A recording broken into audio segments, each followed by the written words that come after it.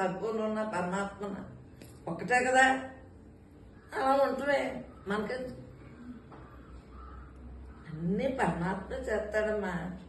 ఏ పనైనా పరమాత్మగా ఉన్నప్పుడు పరమాత్మే చేసుకుంటాడు. ఉన్నది తానే, తాను తప్ప రెండవది.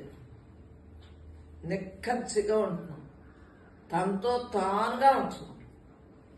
అవునా? అందరం మనమే కదా. మనం తప్ప రెండవది.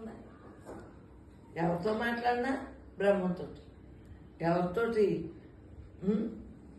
ఏ పని చేసినా బ్రహ్మంతో. అసలు మనకు అందువల్ల విశ్రాంతి, ఎల్లవేళ మనకు విశ్రాంతి. అంతా తానే అనుకుంటాం కాబట్టి తనతో తానుగా ఉండబట్టి ఎప్పుడూ మనకు విశ్రాంతి. పరిపూర్ణం అంటే ఏంటి? అదే.